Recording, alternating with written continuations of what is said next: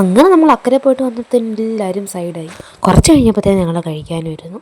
രാവിലെ കുഞ്ഞമ്മ ഉണ്ടാക്കിയിട്ടൊക്കെ പോയല്ലേ, ഇപ്പം നമ്മളെങ്ങനെ വേസ്റ്റ് ആക്കുന്നത്. അങ്ങനെ എല്ലാവരും ഓരോ സൈഡിലിരുന്ന് കഴിക്കാനും തുടങ്ങി. അങ്ങനെ കഴിച്ച് ആർക്കും എഴുന്നേക്കാനും വയ്യ. കണ്ടോ ഇര വിരിഞ്ഞ പാമ്പിനെ പോലെ എല്ലാവരും കിടക്കുന്നത്. ഇനി സ്വല്പം മ്യൂസിക്കായാലോ.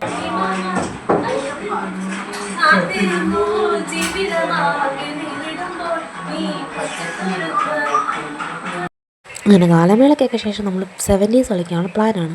പക്ഷേ പുറത്ത് നല്ല മഴയായതുകൊണ്ട് 70s കളിക്കാനുള്ള പ്ലാൻ ഇപ്പം നമ്മൾ താൽക്കാലികമായി ഉപേക്ഷിച്ചു. അങ്ങനെ നമ്മൾ ഡംഷലാഡ്സ് കളിക്കാനുള്ള പ്ലാനാണ്. ഇവരാണ് ഒരു ടീം, മറ്റേ ടീം ഇതും. എൻ്റെ ടീം ഏതാണെന്ന് ചോദിച്ചാൽ ഞാനും ഇവരുടെ ടീമാണ്. അങ്ങനെ ഡംഷലാഡ്സ് ഒക്കെ കളിച്ച് ഞാൻ അതിൻ്റെ വീഡിയോ ഒക്കെ എടുക്കാൻ വിട്ടുപോയി. സ്വാഭാവികമായിട്ട് എൻ്റെ ടീമായിരിക്കുമല്ലോ ജയിക്കുന്നത്. അങ്ങനെ മഴയൊക്കെ മാറിയപ്പോൾ നമ്മൾ വെളിയിലോട്ടിറങ്ങി കളിക്കാനുള്ള തയ്യാറെടുപ്പാണ്. അപ്പോഴേക്ക് ഇവർ പോകണമെന്നും പറഞ്ഞിറങ്ങി. വർഷങ്ങൾക്ക് മുന്നേ കളിച്ചായതുകൊണ്ട് തന്നെ കളിയുടെ റൂൾസൊക്കെ ഞാൻ മറന്നുപോയി. അതുകൊണ്ട് ഒന്നും കൂടെ ആദ്യം മുതൽ എല്ലാവർക്കും പറഞ്ഞു കൊടുത്ത് ടീം തിരിക്കുകയാണ് ഇപ്പം. ബോൾ എങ്ങനെയുണ്ട്? കല്ലും പേപ്പറും എല്ലാം കൂടെ വെച്ച് ഉണ്ടാക്കിയതാണ്. ഇത് വെച്ചൊരു ഏറ് മുതുകത്ത് ഇട്ട് പിന്നെ അന്നത്തെ ദിവസം പോക്കാം. നമ്മൾ ജയിച്ചു. എന്ത് പറയാനാണ്, ആ കളിയും ഞങ്ങളുടെ ടീം തന്നെ ജയിച്ചു.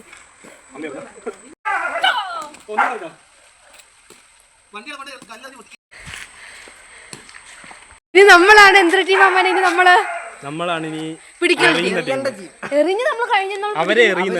എല്ലാ കളിയും അതിവിജയകരമായി ഞങ്ങൾ ജയിക്കുന്നുണ്ടായിരുന്നു.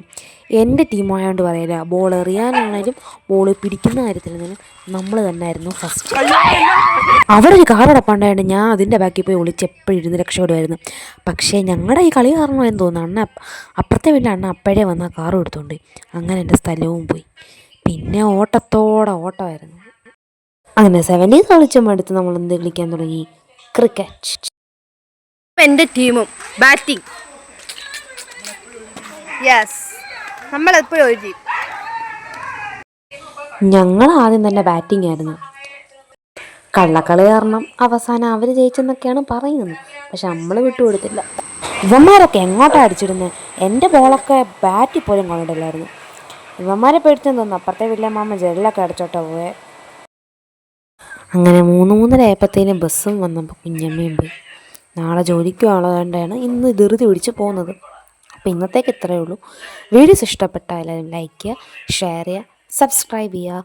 ബായ്.